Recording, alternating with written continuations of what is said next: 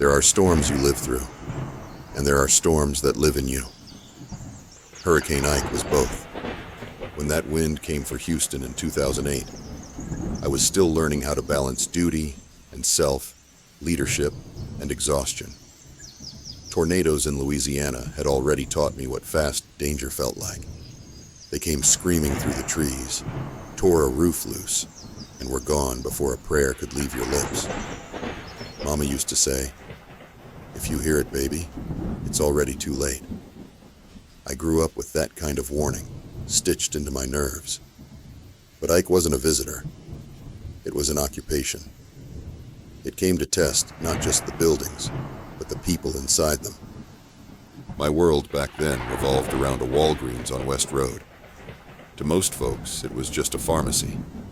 To us, it was a heartbeat tucked inside four walls, a place where care and chaos learned to coexist. It had its problems, sure, but our focus stayed on the people, the patients we served, and the team that held each other up when the outside world tried to spill in. Regulars came for prescriptions, but stayed for conversation.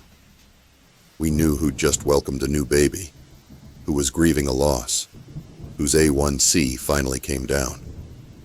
The store carried a rhythm, a steady hum that sounded like life being managed one refill, one story, one heartbeat at a time. When the lights finally went out, that place became my classroom.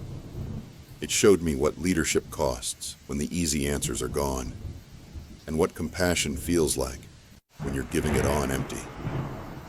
The forecast started like rumors. A tropical storm, maybe. A wobble in the Gulf. Then the maps turned red, and the anchors began using words like catastrophic. You could feel Houston tighten. The sky went metallic. Too gray to be natural, too heavy to ignore.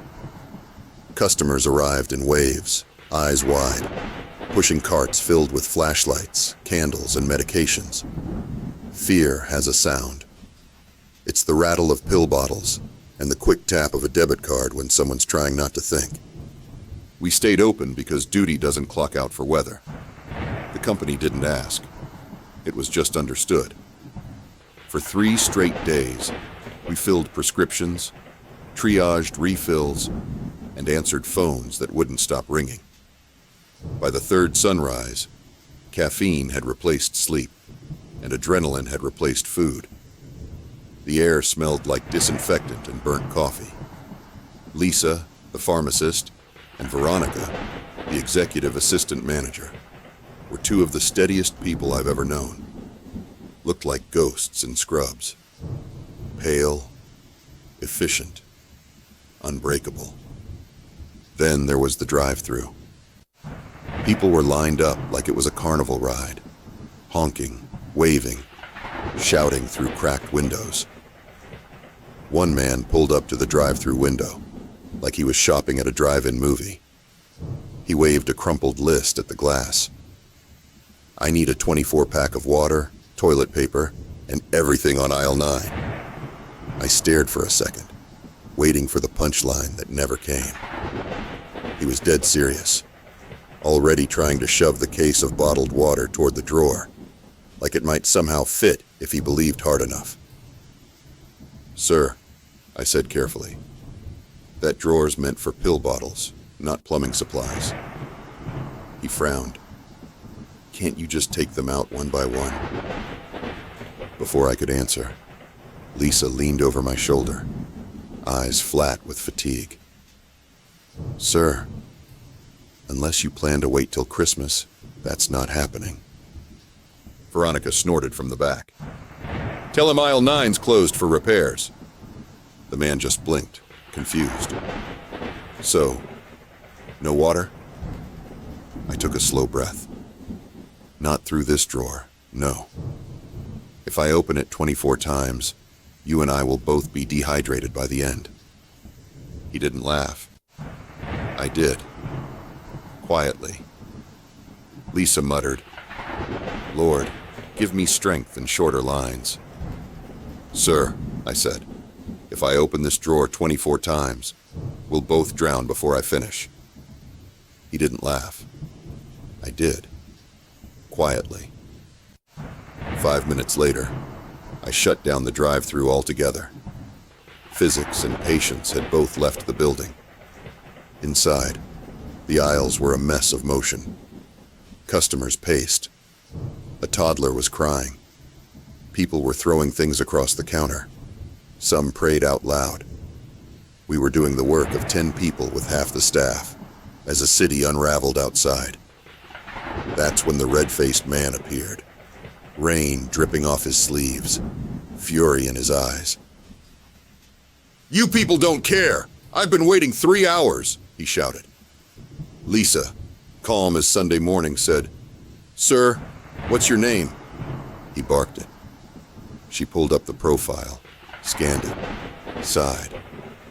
"Sir, we're prioritizing life-sustaining meds, insulin, heart, seizure control. Yours can wait." "You don't understand. I need this today." Her voice softened, but didn't bend. "We're standing up to a Category 4 hurricane, so your Category 2 prescription for Viagra can wait. It's not medically necessary." The room froze. Even the rain paused to listen. He turned purple, sputtered something about managers. I stepped forward.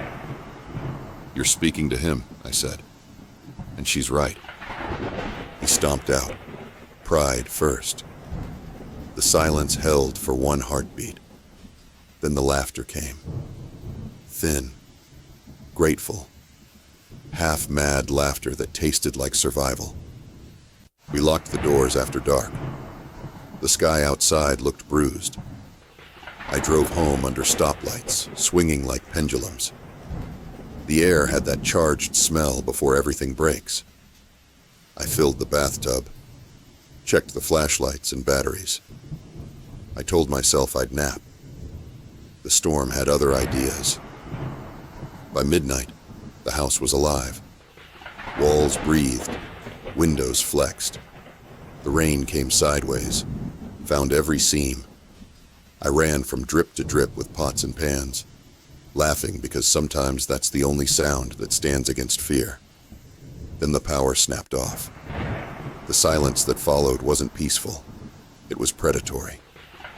I sat in the closet, flashlight shaking in my hand, calling family again and again. Static. More static. There's a moment in every storm when fear changes shape. It stops being about dying and starts being about who you might lose. When morning finally peeled itself open, the world had been rearranged. Streets were rivers.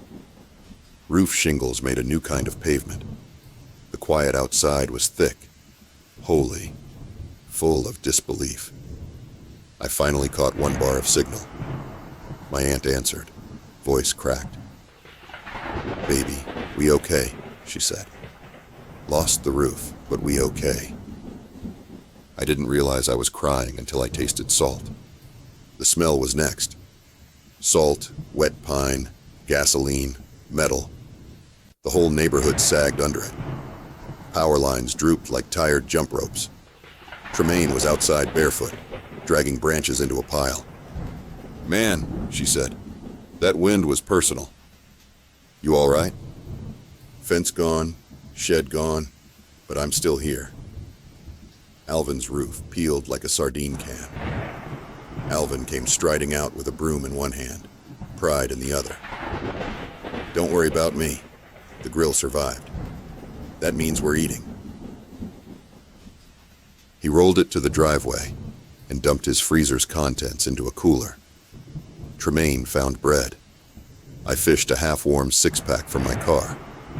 Smoke rose quick and sure. Kids splashed in puddles. Someone hooked a radio to a truck battery and found a country station. Fuzzy, but alive.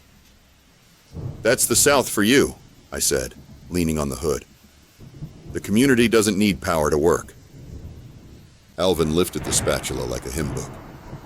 "Say that again for the folks without ears." We laughed. Not because it was funny, but because laughter was the only thing dry. For a few hours, the neighborhood decided not to sink. 2 nights later, the phone rang. Static first, then a voice. "This is Deputy Sanchez, Sheriff's Department. Your store's been broken into. You're the closest one we can reach." My stomach dropped. "Which location?" "West Road. Wind damage and looting. We need someone to check it out. Looks like they entered through the fire, exited, and smashed open the pharmacy." I replied, "Well, I can tell you there was absolutely nothing in the pharmacy and minimal on shelves. It's awful out. Do I have to come?" "We prefer you do," so I told my dad. And after 30 minutes of cursing me out, I left and made my way to the pharmacy. The drive there felt like traveling through another country. Trees lay across lanes like barricades. The city had been stripped to its bare bones and shadows. Walgreens looked wounded. Glass doors blown out, shards glittering in puddles. Inside, rainwater moved across the tile in silver ripples. Shelves tilted. Pill bottles floated like bright fish. The air smelled of mildew, medicine, and a faint hint of smoke. A clatter from the pharmacy. "Hello?" I called. "Tony? That you?" An officer rose when I stepped through the doorway. It startled me. Not because I hadn't seen police before, but because seeing one inside the pharmacy felt wrong. Maybe they'd cleared the area. Maybe he was guarding it. But the sight hit sideways. This was our place. The rhythm here had always been ours. The beeping registers, the quiet counseling, the hum of the cooler. Seeing a badge where a patient should have been felt, like the storm had trespassed on sacred ground. I'd seen Houston chaos before. Back then, rooftop burglaries had become almost routine. Crews cutting holes through ceilings, dropping in like ghosts to raid the narcotic safes before sunrise. But this wasn't that kind of violation. This wasn't a crime. This was nature leaving a wound wide open and walking away. "Yeah, it's me," I said finally, my voice catching on the damp air. "I told you the shelves were empty. Took pictures when we locked up. Please don't tell me I need to stand here and prove what isn't missing." The officer's radio crackled, throwing blue flashes across the counter. He studied me a moment longer, then asked quietly, "You okay?" "Define okay, Jefe." The words came out tired, half a laugh, half a sigh. "The fridge is dead. All the insulin's spoiled. I've been sweeping just to keep my hands busy, but look around. It smells like something bigger than us died in here." Lightning stitched the sky through the broken glass.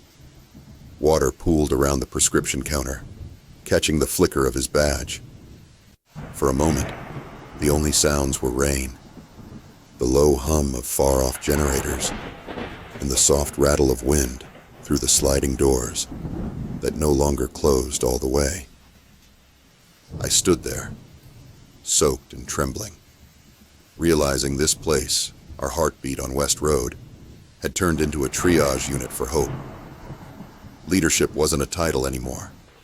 It was a posture, standing upright while everything leaned sideways. Then the door creaked, and Diana stepped in, wiping her cheek with the back of her hand. "Smells like the bayou in here," she whispered. "Like the whole city got baptized wrong." "We'll fix it," I told her. "One thing at a time." For a long minute, no one spoke. Rain tapped the shattered glass. Somewhere, a distant generator hummed like a promise, trying to remember its words. "This store's still ours," I said finally. It was more than a statement. It was a vow. That broken building became a covenant between us and the city. Proof that restoration begins with whoever's willing to stay when everyone else leaves. When Harvey came, when Beryl rose, when floods and heartbreaks stacked themselves like uninvited guests. I already knew the cadence. Breathe, assess, serve. What began as crisis management became the practice of empathy under pressure. The lights always come back eventually, but the real work happens in the dark, where character is forged, where community is formed, and where legacy begins to whisper its first true words. Ike taught me that leadership and loss are cousins. You can't separate them. Both demand you show up when it hurts, when you're tired, when there's no applause left. The titles fade, but the work remains. I learned that resilience doesn't roar, it exhales. It's not about being unbreakable. It's about bending without bitterness. Those nights on West Road taught me how to bend. They also taught me that sometimes you'll be the only one holding the flashlight, and that has to be enough. The storms after Ike came differently. Some came with names, others without. Some were winds and waters. Others were layoffs, funerals, disappointments that knocked harder than any hurricane. Each one took something, but each one gave me something too. Harvey took a sleep, but it gave him perspective. Katrina took innocence, but it gave me empathy. Beryl tested my patience, but it showed me how much faith can stretch before it snaps. The Memorial Day flood washed away predictability, but it left behind purpose. And the personal storms, the ones no one names, taught me what no leadership seminar could. How to listen when people stop talking. How to comfort without fixing. How to stand in rooms where silence weighs more than any task list. There were years when I thought the storms were punishment. Now I know they were preparing. Each one stripped away another layer of pride, control, or illusion until I could see clearly again. What mattered? Who mattered? Why I kept showing up. Sometimes people ask me how I kept going back, why I never left this city of unpredictable weather and relentless work. I tell them because the storm didn't defeat me. It defined me. It carved out a different kind of faith. Not the kind that asks for calm seas, but the kind that builds boats in advance. I learned that faith doesn't just live in pews and pulpits. It lives in fluorescent light, in break rooms that smell like burnt coffee, in tired laughter at 2 a.m, in hands that steady pill bottles when the world outside is shaking. That's where God hides sometimes, not in miracles, but in motion. Not in thunder, but in the tired people who refuse to quit. So now, when the forecasts come, whether it's a storm or a setback, I don't panic. I check the team. I check the fuel. I check my spirit. I breathe, assess, and serve. Because leadership, at its core, is about love disguised as responsibility. And every time I pass that Walgreens on West Road, with its ordinary red sign and its ordinary parking lot, I feel something sacred stir. It's not nostalgia. It's gratitude. That place became my classroom, my church, and my crucible. It's where I learned that some of the hardest moments of your life will be the ones that prove your purpose was never about you. That storm changed the direction of my life without asking for permission. But maybe that's what storms do. They interrupt us to reintroduce us to ourselves. Now, when the wind picks up and the air thickens like it's remembering, I don't flinch. I whisper the same prayer I whispered that night when the lights went out and the walls began to breathe. Lord, if it's coming again, help me hold the line.